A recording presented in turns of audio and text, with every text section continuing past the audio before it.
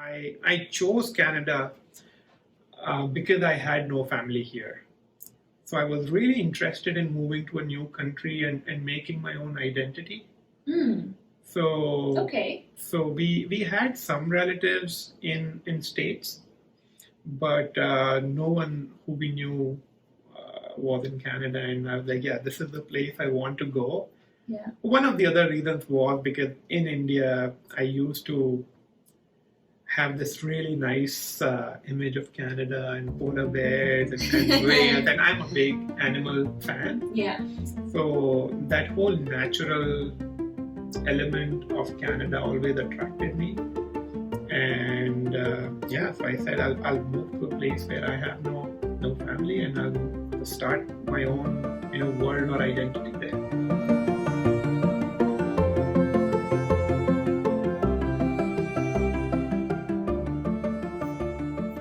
Hi everyone, welcome to another episode of Immigrants of Canada. My name is Suzette Smith and I'm here with Robin Daultani. Welcome to the show, Robin. Thanks for that. How are you? Doing great. Friday, can't complain. Thank you so much for coming today, and thank you for being my Friday interview. So Robin, you're from India. Right. And you came to Canada in 2011 and you first landed in Ontario. Correct. So can you tell me a little bit about your immigration process? How did you get to this point? Yeah, sure. So as you said, I came in 2011, landed in Toronto, and this was the first time actually I was traveling west of India. Okay. So prior to coming to Canada, I was blessed and fortunate to have worked in Japan, but this was the first time I was traveling west. So Right. Really excited. Had heard a lot about US and Canada and Europe. So I applied for a student visa. Went to Queen's University to do my MBA. Yeah. And we arrived in May.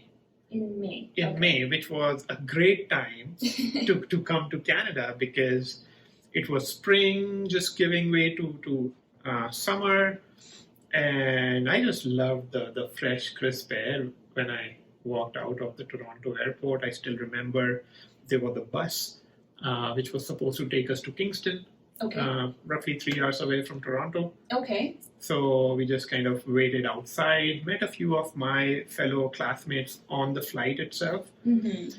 But yeah, it's hard to believe it's been 9 years now. 9 years? Yeah. Oh my gosh, yeah. How time flies. Yeah, I'm just realizing as I'm talking to you that, it's been 9 years since I came to smokes. Canada. So yeah, it just doesn't feel 9 years. No. Well, it feels like it was yesterday. Yeah, almost. Like now those memories are kind of coming to my head and they are really fresh. So moving from India to Canada in May, you said it was crisp. I heard you say the crisp. Yeah. So what did you mean by that? So it's hard to explain. So there is a certain freshness or crispness of air. Okay. So because again, nothing against India, every country is different, but we do have kind of a higher level of pollution there. So it's not the same kind of feel when you actually come to Canada for the first time and you breathe that air. Right. And it's still a little cold because it was May. Okay. So not really hot like June or July. Yeah, so it was like spring weather that you were experiencing. True. So that's why I just kind of took that term, and this is what I remember, like just coming out and smelling, and it just smelled nice. Wow. Well, and in comparison, what is the weather like in India around May? Oh, India is really hot. So especially the place where I come from, which is central India, and in May the temperatures hover around 45, 48 degrees Celsius. Wow. So it's really hot. Yeah. And it's kind of the opposite there because I see like people have remote starts here for winters because it's just too cold to go out. Yeah. We used to have a similar thing in India where it was too hot to go out that you would actually start your car from your home, let the AC run, cool the car a bit. My gosh. But hard for people in Canada to imagine that Yeah. because people in Canada really crave for heat, Yeah. right? But yeah, it's really hot in India, especially in May when I came. Okay. So like March, April, May are hot. June is hot too, and then it starts getting colder from July when the monsoon or the rainy season hits. Right. Okay. And what sparked this move from India to Toronto or to Kingston? Right. So in India, as I was working in my family business, I realized that I needed to kind of expand my horizons a bit, get some international education, move to a new place to kind of experience a different culture. Right. And that was the thought. I applied to a few colleges for my MBA degree. And coming from a business background, the MBA kind of suited where I wanted to eventually go. Mm-hmm. And really lucky and fortunate to get an admit from Queen's University here. And as soon as they gave me an admission, I'm like, okay, I'm off. So yeah, just the need to kind of go to a new place and expand my business capabilities and get an Right. education that helps me get to where I want to. Mm-hmm. And I found out that Queen's University here in Canada had a brilliant program. Mm-hmm. And applied for that, got through, and then came here. And did you come alone to Canada or did you come with family? No, I actually came alone, and this is a little strange because I chose Canada because I had no family here. So I was really interested in moving to a new country and making my own identity. Hmm. So Okay. So we had some relatives in States, but no one who we knew was in Canada, and I was like, yeah, this is the place I want to go. Yeah. One of the other reasons was because in India, I used to have this really nice image of Canada and polar bears and whales, and I'm a big animal fan. Yeah. So that whole natural element of Canada always attracted me. And yeah, so I said I'll move to a place where I have no family, and I'll start my own world or identity there. What did your family think about that? Like moving to a new country on your own, and what did they think? Mixed emotions, I Yeah. believe. So they were really happy because I kind of decided to take that next step in my career, Okay. where I said that, hey, this is great, but now I need to go out and explore better career options and avenues. But at the same time, they were sad because Canada and India are really far, Yeah. right? So we have people in India who would move to Europe, for example, and it's just like an 8-hour flight. Is that a more natural? Maybe natural is not the right word. Is that a more intuitive move for someone living in India to go to maybe the UK or another country in Europe? Yeah, I think so. India, because the population is so high, Yeah. I feel that people move to all places around the world. So it's really common for students or people in India to move to US. Yeah. At that time when I was moving Canada, like a lot of people did move to Canada, but because we didn't know anyone who was in Canada, so that was a bit harder for my family. Right. Like I know if I was moving to US, they might have been more comfortable because they knew a few people in US. Yeah. So that's just kind of your logic around familiarity. Yeah. But yeah, I think Canada was a bit harder for them because they didn't know anyone here, and I'm just moving to a place which is. And at that time, they did have a direct flight from Delhi. Yeah, but still, it was like a long flight, and they knew that. Like the parents are always thinking about, oh, what happens in an emergency, right? And it's hard for parents to say, hey, I can't be with that person if something happens. Right. So yeah. that was a big step for them, but I'm glad it worked out. Yeah. And I think it took some time for me to settle down here. Mm-hmm. But overall, I think I'm just happy how my life has kind of progressed since then. Mm-hmm. And how much time did you spend in the east side of Canada? Was it a year, 2 years before you moved out here to Calgary? Right. So I spent a year. Okay. So my MBA program was 1 year. Okay. So we started in May, finished in April. That's the time when I started applying for jobs. And in 2012, Calgary market was really hot. Mm-hmm. Like I remember I got my job over a 15-minute phone interview. Yeah. So it was really hard, like really hard to imagine because the situation now is completely different. Oh, okay. I see. Right? Yeah. So you got your job in 15 minutes over the phone. Correct. Wow. And yeah, exactly. I was really shocked and surprised. Okay. Because I actually told this to my recruiter saying, so you don't want to see me in person? And they were like, nope, you just come here on this date and you join. I think one of the factors was that I got a strong reference from someone who was at the company. Right, okay. So I think that played a role in them trusting the judgment of that person who referred me. Yeah. But it was still a shock to a new student here saying, I got a job. And moving to Calgary was hard because I had never been to Calgary before then. I spent the entire year in Kingston, visited Toronto a couple of times, and that was the Canada I knew. Yeah. But when I actually saw Calgary, I Googled the images, and then I saw Rockies and bears and animals. And I'm like, okay, this is the Canada which kind of brought me from India, right? Ah, okay. So I really, I took a leap of faith because again, through the first year that we spent in Kingston, right, I had developed friends and connections who were primarily in Kingston and Toronto. Right.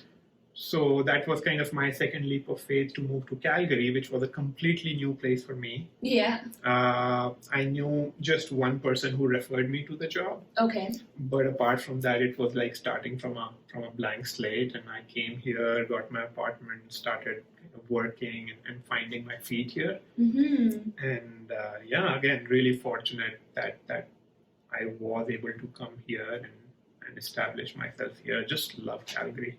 Yeah. Well, it has a certain charm to it. The mountains are literally an hour away, so what's not to love? Exactly, right? And I've seen that the people are really friendly here. Yeah.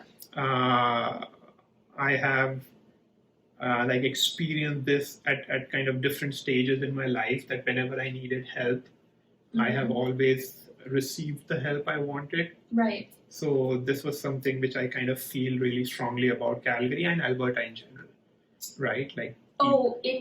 In contrast to, let's say, Ontario, just the feeling's a bit different, you mean, or? No, it's just, I think people are more open. Okay. Even in Ontario, I did get a lot of support from kind of anyone who I reached out to. Right. But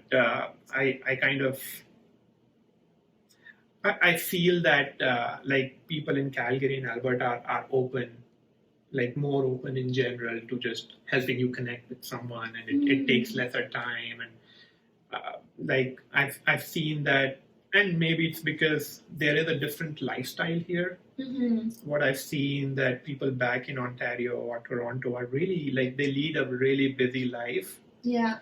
And people here in Calgary, they do work hard, but then they take time out for play too. Okay. So I feel that kind of plays into it, where people are more open to just kind of having a conversation or helping you out. Right. But I just love it here. And as you said, what's not to love? Yeah. So the support, I just kind of want to back up on this a little bit. Coming out here alone, how was that for you? What kind of challenges did you face with that? Because I know you said you received a lot of support and help from people around you, but What other challenges did that present for you? Right. So that it's a funny story. I like the first challenge I actually remember when I came to Canada was the exchange rate. Okay. Right. So for you land in Toronto. Yeah. And now you need to go and have a snack or have a coffee. Right. And we were like just fresh from India. We still are thinking in Indian rupees. And then the mentality is to quickly convert whatever is quoted in Canadian dollars into rupees and say, oh my God, this is really expensive. Right? So that was kind of the first shock. Yeah. And I guess it took me around 6 to 8 months to kind of get settled. And the other thing was that we were not earning as full-time students at that time. Right, yeah. So if you're not earning, it's very hard to kind of put a value on, okay, this much I'm earning and this much I'm spending. Yeah. If you're just spending, yeah, then that mentality kicks in saying, oh my God, this is really expensive. Yeah. So that was the first shock. I think for Calgary, for me, weather was a shock because again, I came in May. Yeah. So I really enjoyed the summer here. Yeah.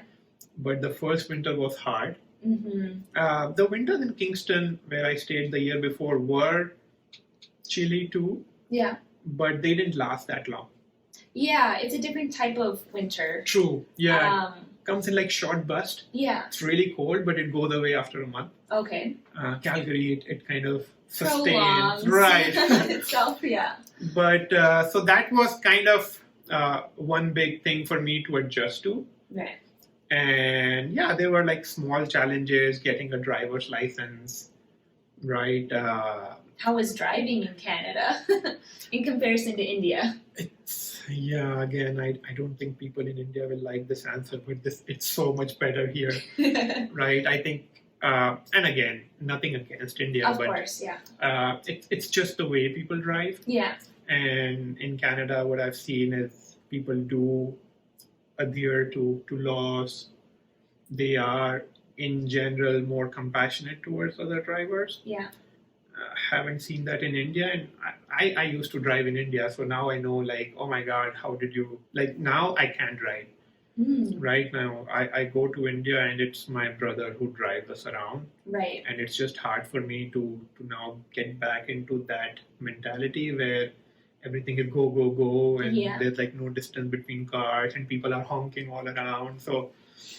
So driving in Canada, yeah, I enjoyed it. And as you said, right, mountains are an hour away. So just love that part of being in Calgary where I could just go to the mountains every weekend. And that was nice. Oh, wow.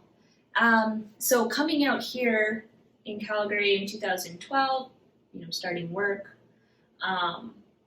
So how was Calgary when you first moved here? You mentioned you had a lot of support, you liked the environment a lot more, but work-wise, how was it for you? So, I think Calgary was really different in 2012. Okay. Because as I said, the oil and gas market was so hot. I kind of remember like just going to downtown. Yeah. And plus 15 would be so busy and bustling. Right? All buildings had a very high occupancy rate. Yeah. There were just so many people, so many projects, and that busyness translated into our office too. Because I used to work in an oil and gas construction company, so there were large projects, they were happening. I was blessed because the person who referred me was kind of my starting point in the office. Yeah. But because they were hiring so many people, I could actually gel well with a lot of new people who were coming in because they were in a very similar boat like me. Okay. So a lot of them were immigrants, a lot of them moved from East. So there were kind of some commonalities that kind of you attach to. Right. So a lot of people started in the same boat. Remember, like I came from Queens, but then at the same time, there were different people from different universities joining in. So that was helpful because then we could form that small group who used to support each other. So I remember like moving was a big thing, right? Yeah.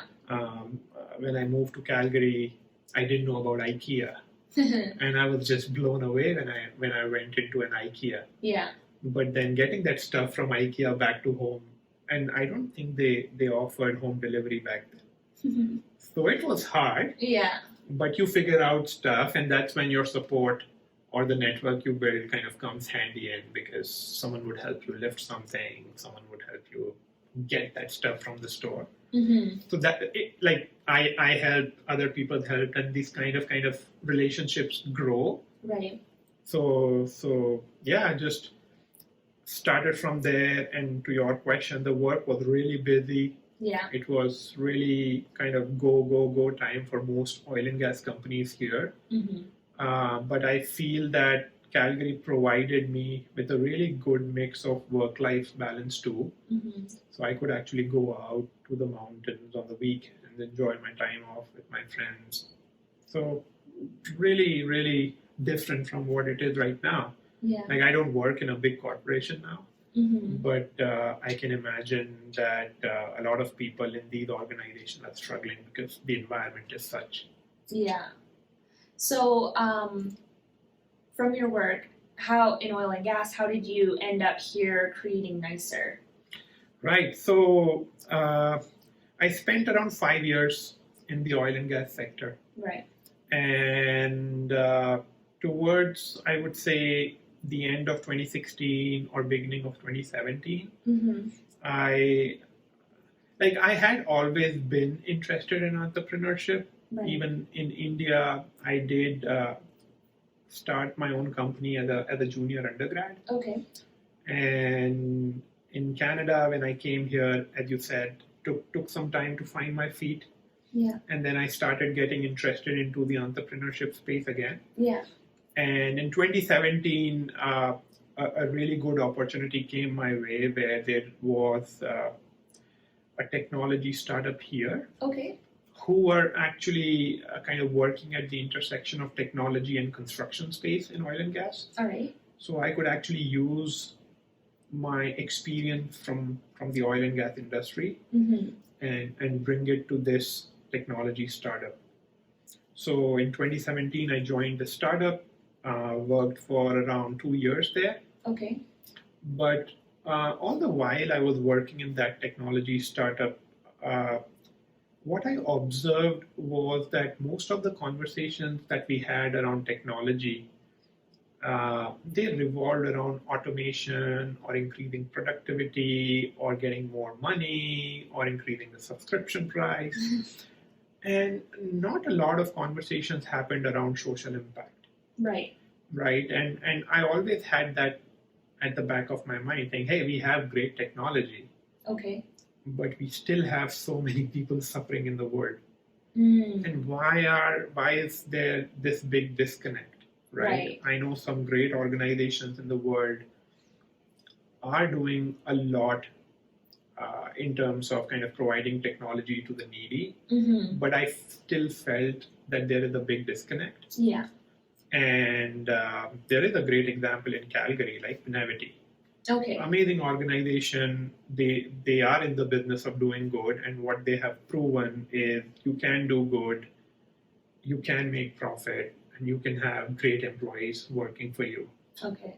And they were kind of always my inspiration when I thought about, hey, I want to do something of my own, but it has to be a socially conscious business. Right. So that was kind of my transition from like oil and gas to tech. Okay. And then tech to Nicerr. So last year, I again, this is like I have repeated this story so many times, but I read an article on how Warren Buffett auctions a lunch every year. Yeah.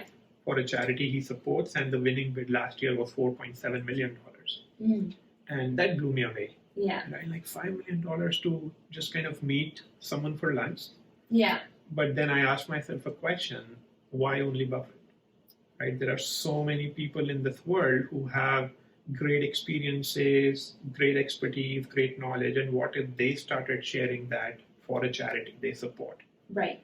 So that was the seed idea behind Nicerr. It fulfilled kind of the thought that I had at the back of my mind, saying I want to work on technology, but I want to work on technology that creates social impact. And I saw Nicerr, or this idea, as an opportunity to do so. Mm-hmm. So I started last year, took some time to find my feet, and we launched last year in September. Mm-hmm. And it has been a roller coaster ride since, so loving every moment of it. Yeah. Well, and can you explain for our viewers kind of what Nicerr is?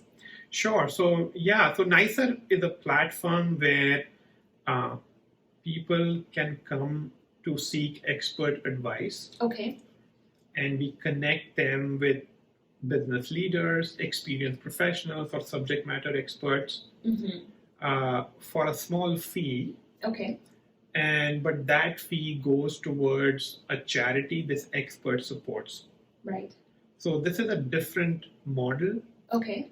Because typically, this whole transaction of knowledge either happens in a very professional setting where you pay someone for something, that money goes in their pocket. Yeah.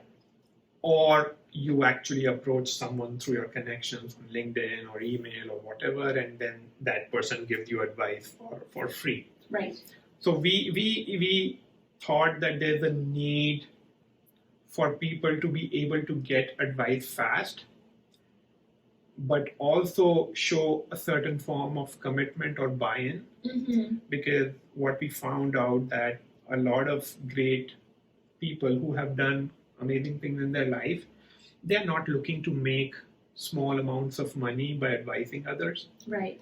But at the same time, they really like some form of commitment on the table, saying, yeah, this is a really small token, and that goes to a charity. Right. So it serves both purposes. Yeah. And so that's what Nicerr is. Okay. And we have been seeing a lot of growth since last year. So we just started with 22 advisors. That was our pilot. Yeah. And now we have recently crossed 130 advisors. We are really selective in the kind of people who join the platform to ensure that people who come to the platform to seek advice are really connected with the person who understands their situation and can give the right advice. Okay. So that's Nicerr, and that's Nicerr with 2 R's. Yeah, Nicerr with 2 R's. Nicerr with 2 R's.org. Okay. No, that's great. So I just was wondering then, you were able to start Nicerr here in Canada, and you mentioned that you kind of had an entrepreneurial spirit back in India. So how does the entrepreneurial scene differ between India and Canada? Do you think, knowing what you know now, do you think your organization, Nicerr, would work in India? Would you have been able to get it off the ground in India the same way here in Canada, or? So it's a great question. I have pondered on that a few times. Yeah. Like my startup experience in India was very different. Okay. Because when I started my first startup, it was a university startup.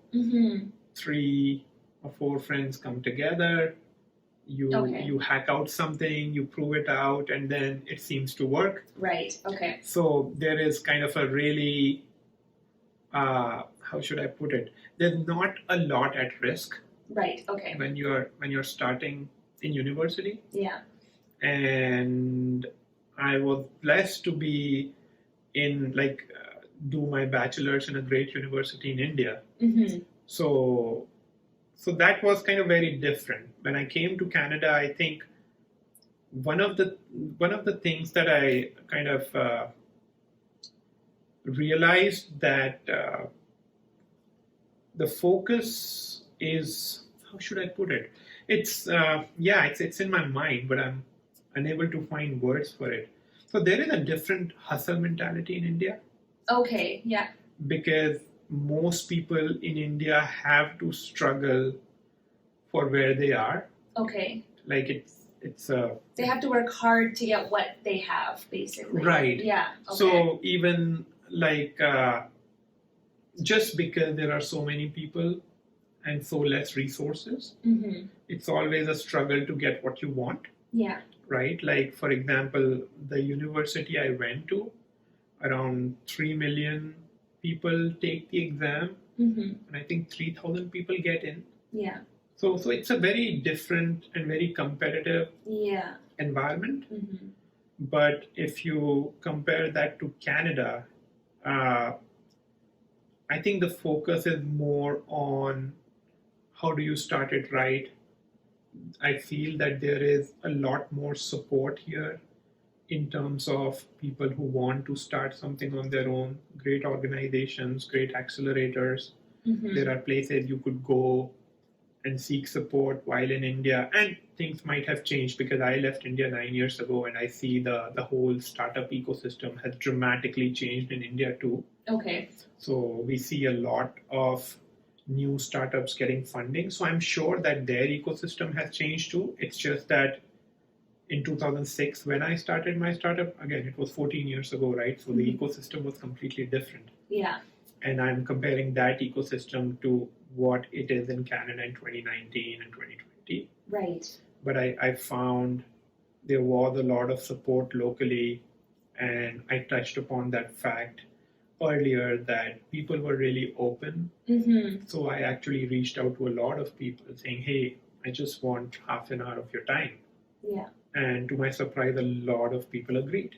Okay. And it's hard to get that in India. Right. I shouldn't say it's hard. It was hard Yeah. because, as I said, the mentality is very hustle-oriented. People are just working, don't have time. Here, I think people take out time to kind of, it's not about work 24/7, is what I felt, and that kind of benefits early entrepreneurs. Yeah. So the funding side of the startup is a little different. I feel the funding ecosystem in India is much more developed compared to what we have here. Developed in what way? Like lot more startups, lot more investors. Okay. I think it kind of relates to the availability of tech talent in India too. Mm-hmm. And I know a lot of people here kind of struggle to find the right tech resources. Yeah. So I feel that plays a role into why a lot of companies are getting started in India and why they are getting funded there. Okay. So it sounds like that there's great opportunity here in Canada, but it's not as developed as it is in India, and therefore it can be kind of harder to get startup going in Canada. I feel that it depends on a lot of factors. Okay. So even in Canada, I feel that there is a great deal of variation if you go from Calgary to Toronto or Montreal. Right. We see a lot of deals happening in those cities. Mm-hmm. The ecosystem being more developed. Yeah. Compared to Calgary. I think Calgary is slowly catching up, but we are still not at the level of where Toronto or Waterloo is, for example, right? Okay. And then it also depends on which sector you're in. Okay. So I feel that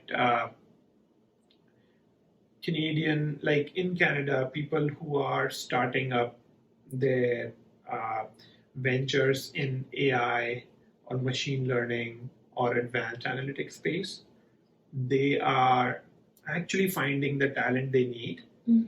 And hence we see a lot of deals happening in Toronto and Montreal. They've kind of become the AI hubs. A lot of people have moved back from US to Canada.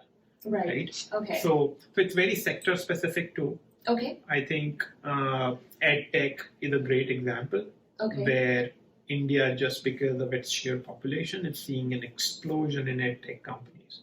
Right? Whereas in Canada, we don't see a lot of ed tech companies. Ed tech is an education technology? Correct. Okay. Right? So I feel that to your question, it's a mix. Okay. So I feel that Canada is great for like data companies or advanced technologies such as AI, ML, health tech. Again, a great place to start. Right. But if you're looking for more like traditional sectors or education tech or consumer tech, then places like India, I'm sure US has always been a great place to start, but these places start getting more advantage. Right. Okay. No, that's great. And so starting Nicerr here in, you said you left in 2017, the oil and gas field, got introduced to the startup industry, and then started Nicerr in September 2019. Yes, so I started working on Nicerr in April of 2019. Yeah, and then kind of got it up running in September. Now hitting it with COVID, how has that presented? Yeah, so COVID was like a big, I shouldn't say a reset, but actually, yeah, it was a reset kind of thing, right? Because it came so suddenly that I don't think a lot of people were just prepared to deal with it. Right. Right, and especially our generation, we have never seen economies close. Yeah. Right, it was just something that you really don't plan for. Yeah. So we were actually going pretty strong pre-COVID. We were hitting the targets we wanted to. I was having some great partnership talks, and then come March, everything just came to ground, right? Yeah. And I think the biggest factor for me was that my daughter was 15 months at that time. Okay. So she was in that age where we could not just leave her. Yeah. And so it was a really hard time for me and my wife because she does a full-time job. Okay. I had my startup. But then if your daughter is at home the whole time, then we used to take like 2-hour shifts. Okay. And it just disrupts the whole day, right? Like right. You can't just work for 2 hours, take a break for 2 hours, work for 2 hours, but that is what we could do. Mm-hmm. So those, like the first 3 months of COVID were really hard. Mm-hmm. And I feel that parents really got the worst end of COVID because if you had young kids, just there's no way you could actually work, right? Yeah. So those first 3 months were hard, but I also kind of feel that it was a blessing in disguise because during those 3 months, mm-hmm. I could actually take my focus away from running like day-to-day operations, but think more strategically of where we wanted to be. Right. And it's hard to do that when your startup is like growing or running. Yeah.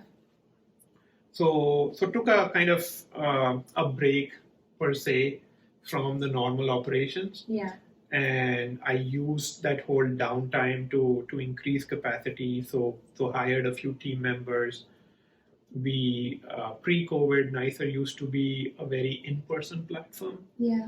But then what we saw was that COVID actually brought that shift in people's mindset where they didn't mind being on a video call. Yeah. So that actually worked to our advantage because then we could open the system to kind of our global audience. Mm-hmm. So we had people started signing up from US and India, and we started connecting people in different regions. Yeah. So that worked really well for us. Mm-hmm. And so I think my daughter started going back to daycare towards the end of June. Okay. So from July, we kind of came back full force and a lot of strategic initiatives that we kind of conceptualized during the downtime. We started putting work on those, and the work has started picking up. We have been able to do some strategic partnerships with some institutions here, and I'm really feeling good about the future. Okay. But yeah, like COVID, as you said, it was just something that totally blindsided us all. Exactly, yeah. Right? Like I was, I don't know, I was reading somewhere on LinkedIn or I don't know where, but someone said, like you have those performance management things in the company, right? Right.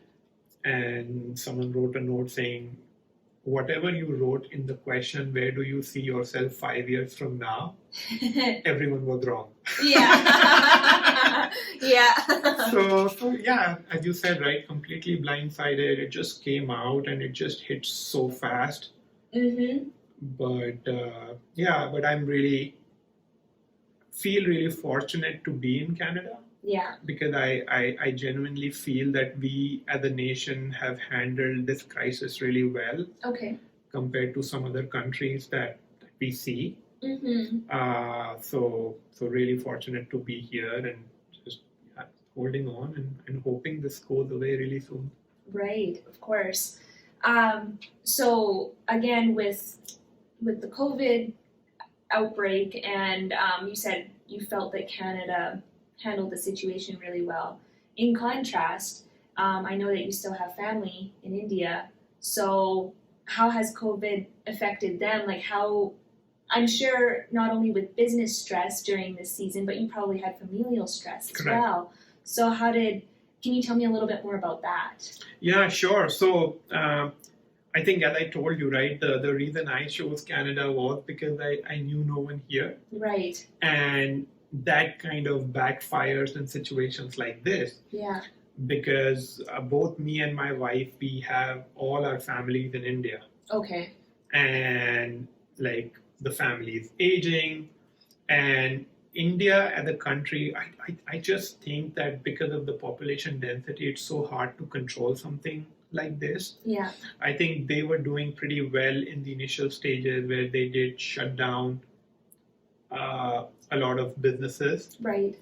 But again, India being India, they're not in a position to print money, right? Like the developed nation. So the whole country can't just remain on a lockdown Right. for a really long period. So when they opened up the economy, we saw like an explosion in number of cases. I think there are still a lot of cases. Okay. A slight positive is that the fatality rate is lower.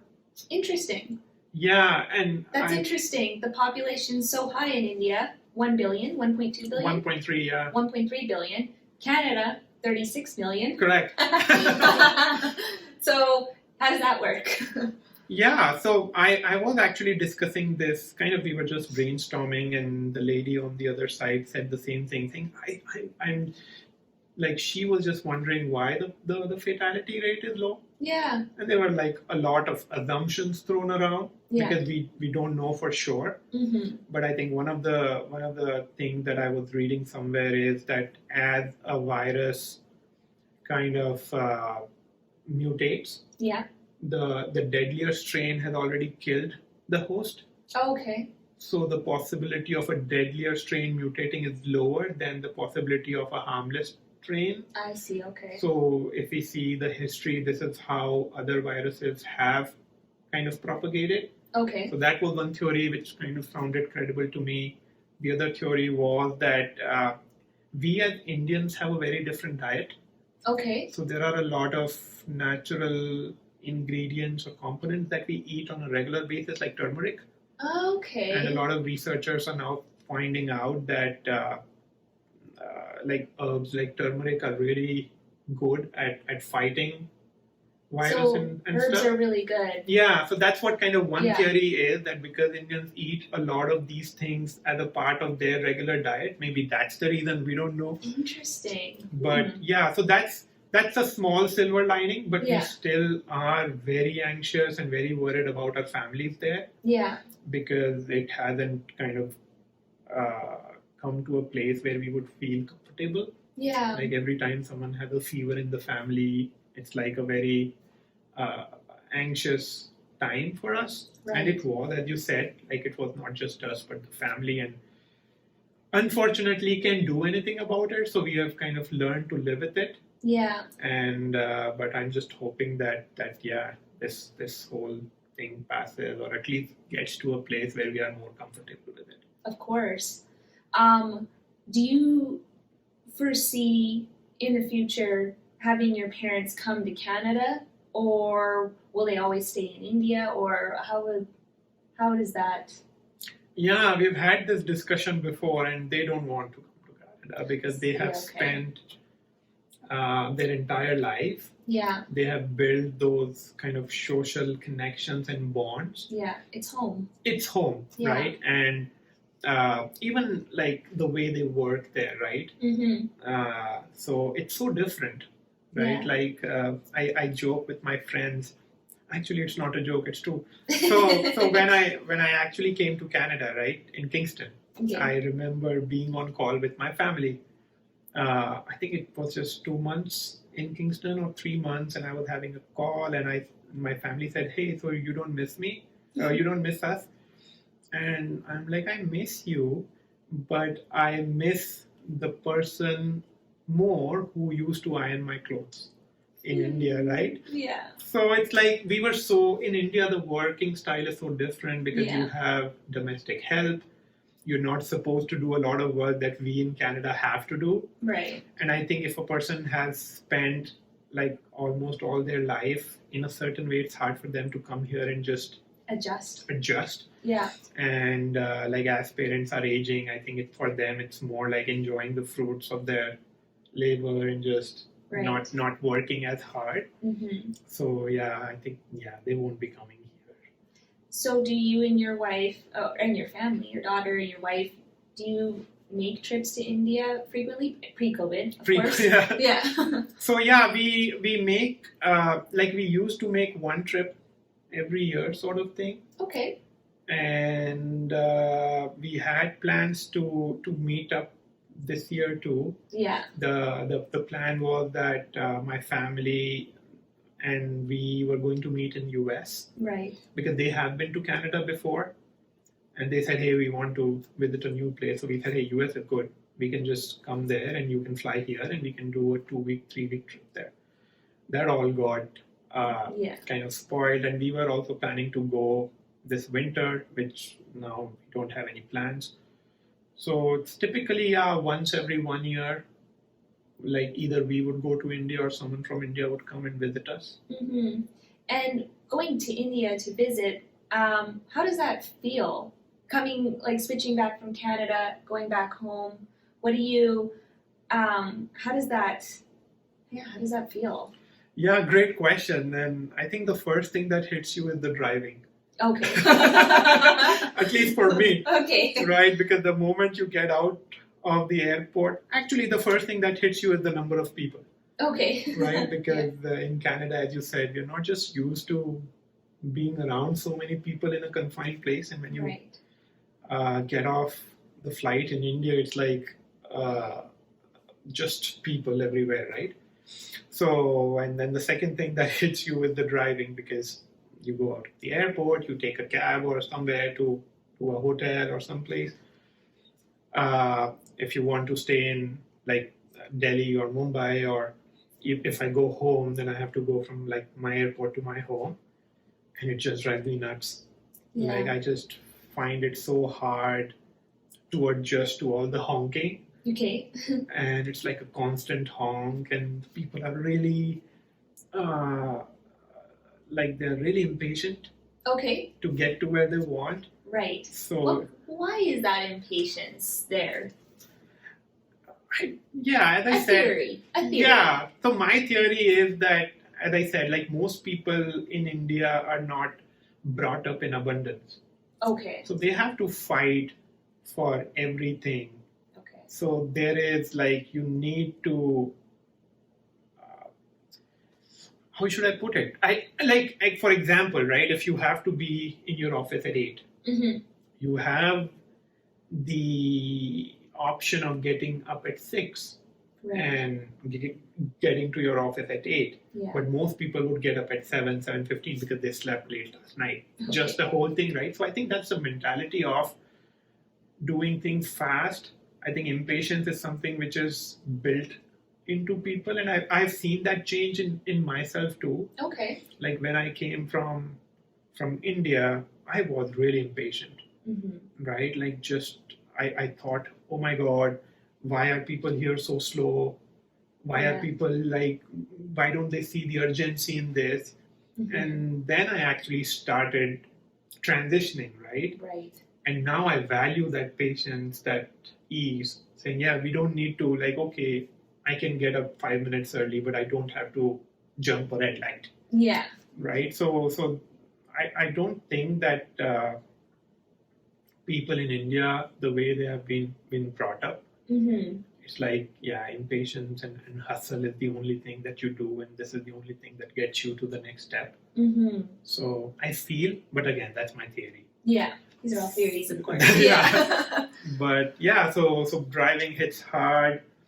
I think environment hits hard at certain places. You can Okay. actually see that the sky is not blue, Oh, right? Like Okay. because there is just so much smoke or so much particulates. I see. Okay. It's like It's a the smog. gray smog. Yeah, that's in Yeah, there. especially Okay. if you go to India in like winters, because the smoke settles close to the ground because of the temperature conditions. Yeah.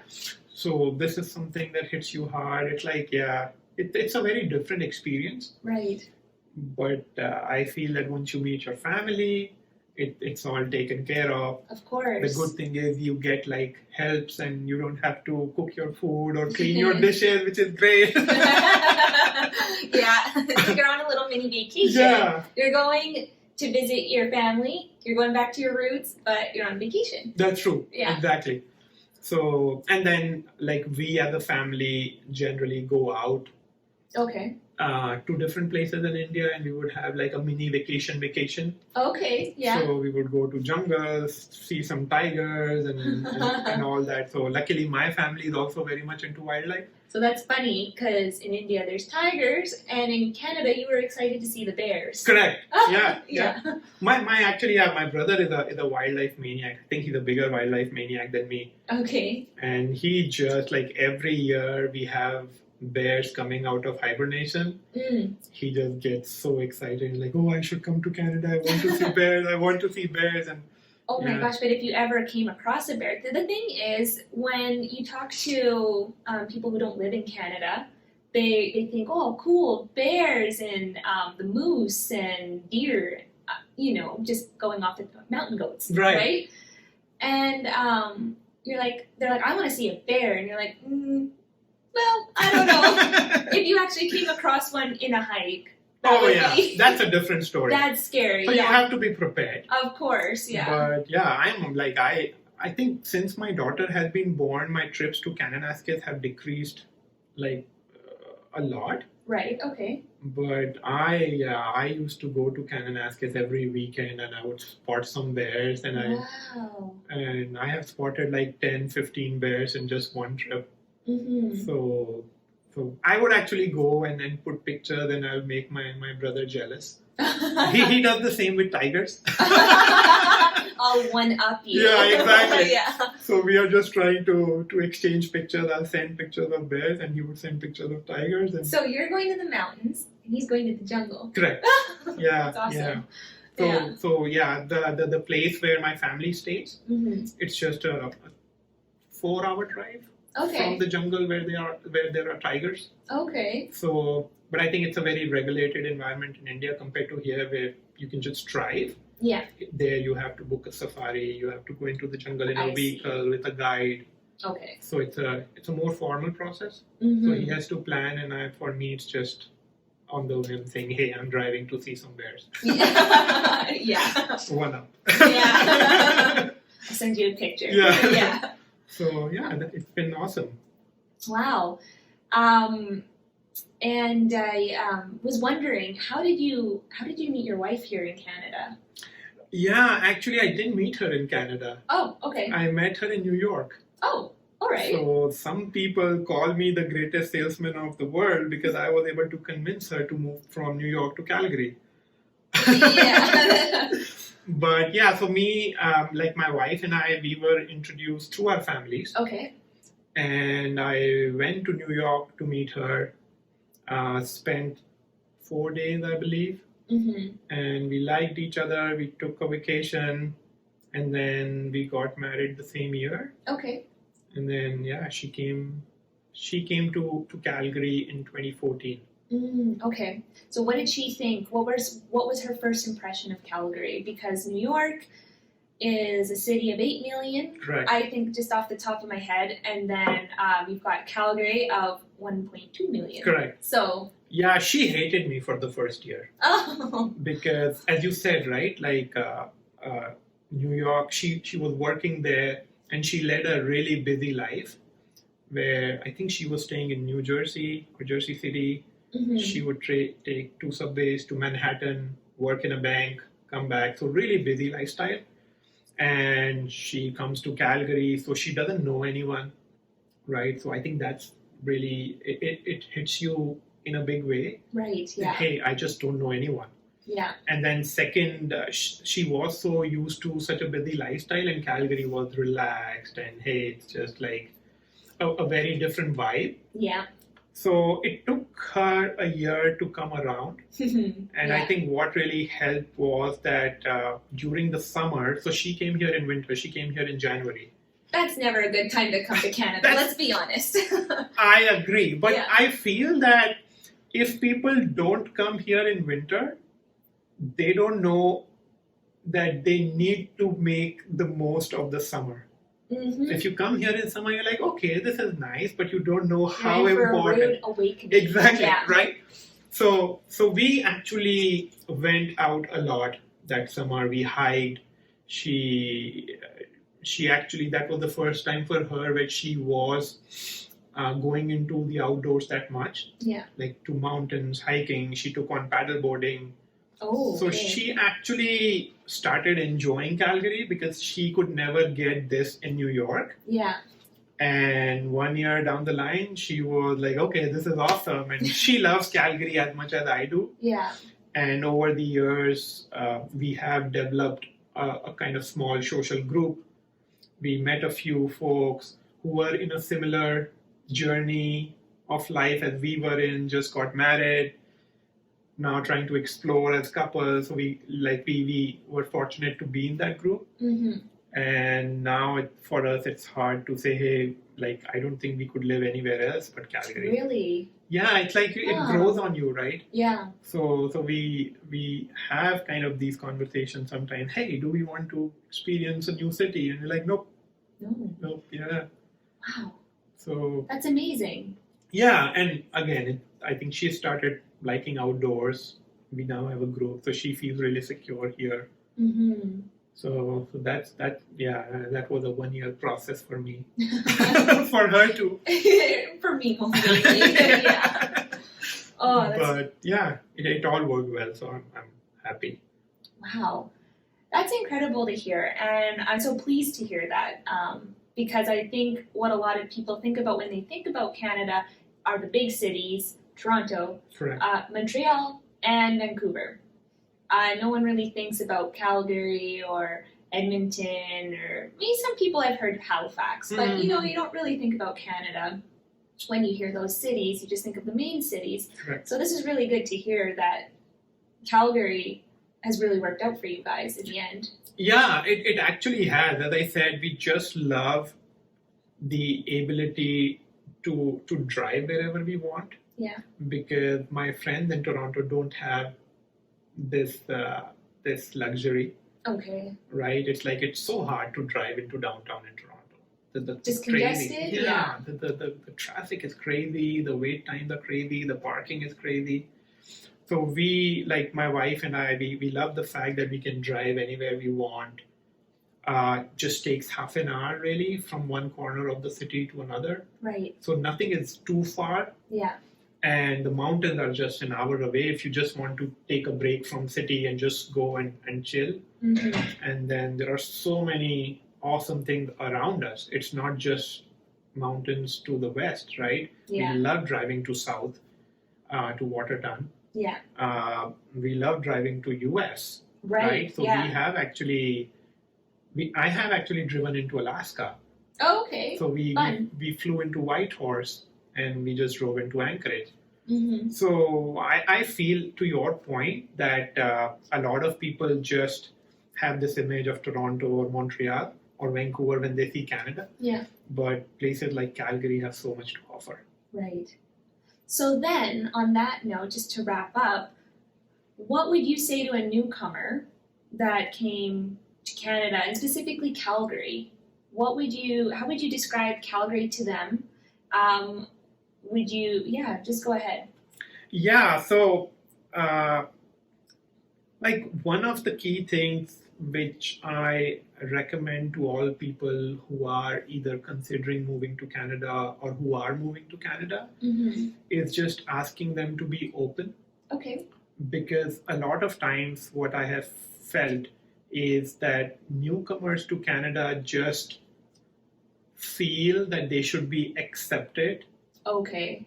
But I feel it's a two-way process. Okay. And you can't expect someone to accept you unless you accept that person. I see. And I feel that, like in my own experience, I've seen that once you start opening up, that hey, this is a different part of the world. People do things differently here. Yeah. And I am here because they accepted me into the country, right? Yeah. So I feel that goes a long way. Okay. Like, I'm just taking a small example, right? Something small like tipping. Okay. Right? Like every country has such different culture, right? Around that. Yeah. Around that, yeah. So I think you've been to Japan. Yes, So I have. that came as a rude shock to me Yeah. because I went from India to Japan, and in India we tip. Yeah. But in Japan I left, and a waitress actually ran behind me and said, you left your money. Yeah. Right? So Yeah. Japan is like really anti-tip culture. Yeah.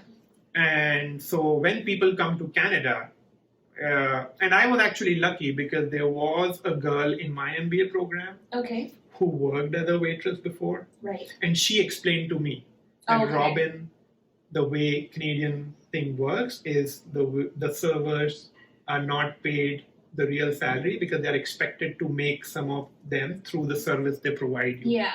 So please tip generously. I see. Okay. Right? Yeah. But a lot of people just don't know Don't that. think about that. Right? Yeah. So that is just a small example, but kind of one of the major things I tell people is be open and accept them too. Don't just let it be a one-way street. Mm-hmm. And bring a lot of warm clothes. Right? Yeah. The weather is not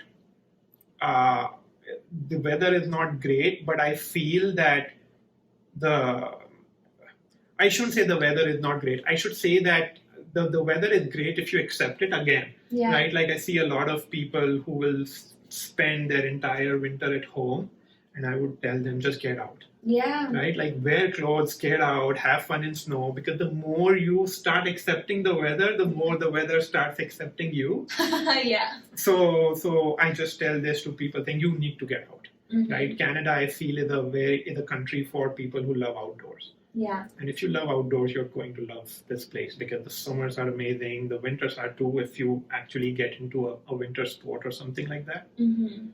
So, but yeah, just be accepting and come with an open mind. It is a different country, but I have actually felt really welcome here.